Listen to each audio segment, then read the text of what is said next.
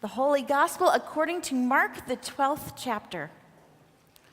One of the scribes came near and heard them disputing with one another. And seeing that Jesus answered them well, he asked him, "Which commandment is the first of all?" Jesus answered, "The first is, 'Hear, O Israel, the Lord our God, the Lord is one. You shall love the Lord your God with all your heart and with all your soul and with all your mind and with all your strength. The second is this, you shall love your neighbor as yourself. There is no other commandment greater than these." Then the scribe said to Jesus, "You are right, teacher. You have truly said that he is one, and besides him there is no other. And to love him with all the heart and with all the understanding and with all the strength, and to love one's neighbor as oneself, this is much more important than all whole burnt offerings and sacrifices." When Jesus saw that he answered wisely, Jesus said to him, "You are not far from the kingdom of God." After that, no one dared to ask him any question. This is the gospel of the Lord.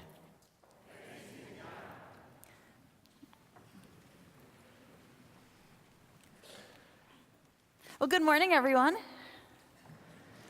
So recently, my cell phone has asked me to update to the newest iOS platform, which I believe is how it operates, and I reluctantly agreed. After all, I'm not incredibly tech savvy, and I don't understand why I need to fix it if it isn't broken.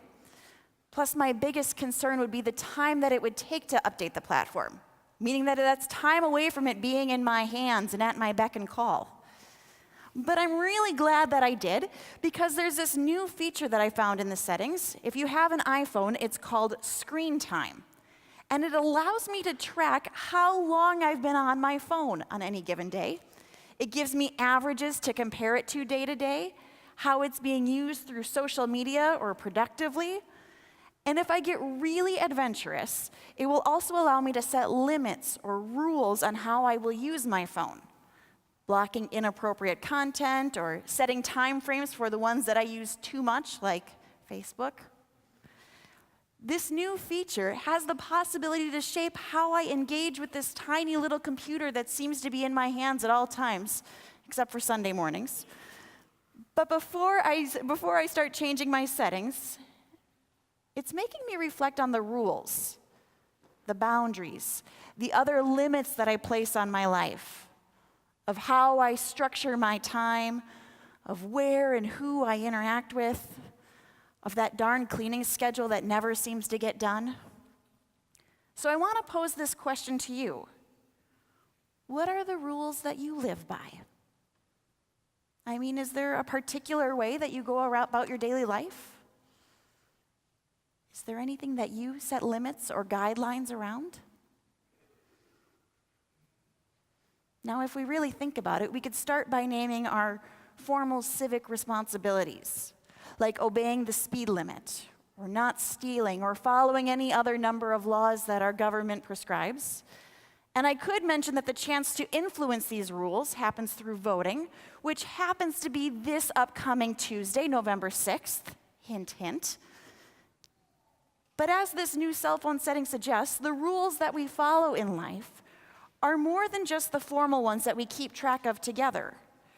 Rules also influence how we live in our homes, like limiting the temperature on the thermostat to avoid the high heating bills, or picking up after oneself, or staying out of your sister's room because she gets really crabby when someone's in her space. And then there are even rules that we subconsciously follow in regards to the relationships in our lives. Managing how we decide to spend time with family and friends, being polite or kind, sharing ideas or even tire swings. This list could go on, couldn't it? Because many of the rules that we tend to follow tend to be subconscious. They occur because of lived experiences or we've been told them in the past. And it's only when they're broken that we realize their significance. That speeding ticket, hurting someone's feelings, the moldy vegetables that are way past their expiration date. No? Nobody else? Just me then? All of this to say that the rules that we follow and the boundaries that we put in place often reveal what's important to us. And I think that's what's happening in the gospel reading for today. Jesus is in the temple in the week before he will be crucified. He's answering questions about the commandments. Now, the commandments are the rules, the laws that faithful Jewish people follow. And while Christians tend to focus on 10 commandments, there are actually many more that are written throughout the books of Leviticus and Deuteronomy. These were the laws of how to live together as faithful people, building a community together. And just as we have many laws for our lives together today, there were over 600 commandments that were to be followed. So it's no wonder that they would be questioned from time to time, especially when the new rabbi comes to town or if some were being taken more seriously than others. And today's passage comes after many questions from the Pharisees, those religious leaders trying to trick Jesus. If you remember from previous sermons this fall, we've heard questions about heaven and hell, about divorce, about finances. And so one scribe is overhearing this ongoing conversation, and he has a burning question for Jesus. Which of all of these commandments, these rules, is the greatest, the first, the most important of them all? What is the rule to live by if I had to choose only one? It's a really great question, and Jesus doesn't give just one answer, he gives two. First, he begins by quoting a very common rule that all in the room would have known as the Shema. Coming from the Hebrew language, Shema means to hear, to take heed, to really understand these words. And so I want you to read this first part of the Shema with me. Hear, O Israel, the Lord is our God, the Lord alone. You shall love the Lord your God with all your heart and with all your soul and with all your might. Now, this would have been an appropriate answer, and it wouldn't have caused too many waves with the people trying to trick him. But then Jesus adds to it. And now read this with me. You shall love your neighbor as yourself. There is no greater commandment than these. The greatest rules that Jesus follows are to love God above all else and to love our neighbors as ourselves. And the way that he links them together reveal a lot about him and this kingdom of God that he is proclaiming, that they cannot be separated or understood apart from each other. In other words, you cannot love God without loving each other. And what I really love about this story is that it's the scribe.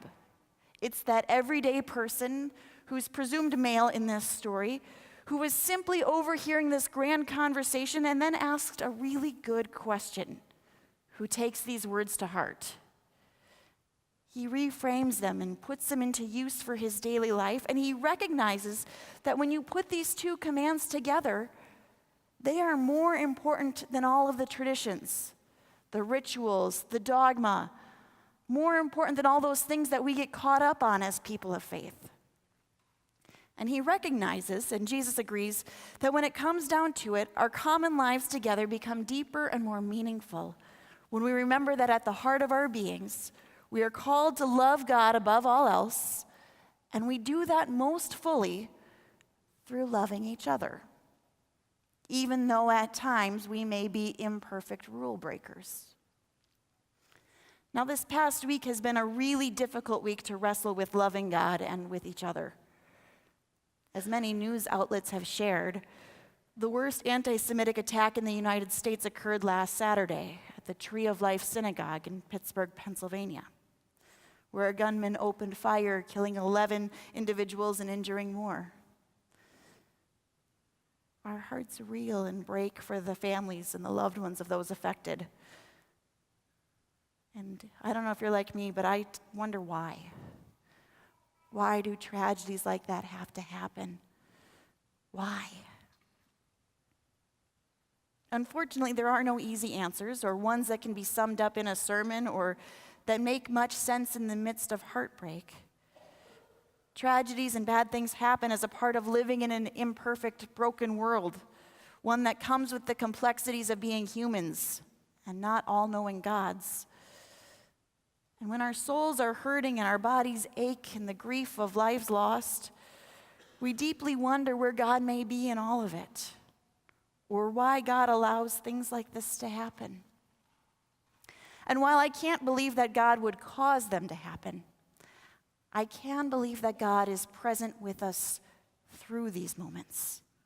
I can rest in the confidence of this greatest commandment, this great rule that we're tasked with, to make God present, known fully and deeply, because God is the love that surpasses all understanding and abides with us in our moments of grief, doubt, and fear, walking with us through the dark nights of the soul. And God's kingdom becomes visible in this world when we express that outpouring of love to each other, to those who may have a hard time seeing it. So this week, if you're wondering where God may have been, we can start by looking at all of the interfaith vigils across the country, praying for God's love to be known. God shows up when we stand together in solidarity against the things that harm our brothers and sisters. Love is made known as people raise money to help the synagogue grieve and recover. And it's even in the small and seemingly insignificant gestures, like seeing the flags across town in unlikely places like Perkins or car dealerships, all at half-mast in respect for the lives lost. These are small moments that show God's greatness sneaking into our everyday lives. And at the end of the day, evil and hate will not have the last word, and we can see to that being so. There's a really great quote by author L.R. Knost that says, "Do not be dismayed by the brokenness of the world. All things break, and all things can be mended. Not with time, as they say, but with intention. So go. Love intentionally, extravagantly, unconditionally. The broken world waits in the darkness for the light that is you."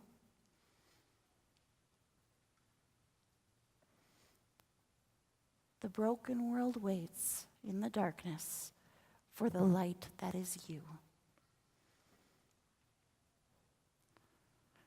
We're called to follow rules in our lives. Rules to keep us safe, to keep others safe, and rules to create a common life together where love will be known, where peace, justice, and kindness will reign. So go. Let your light shine in the darkness, that all may see the glory of God in heaven and give thanks. Amen.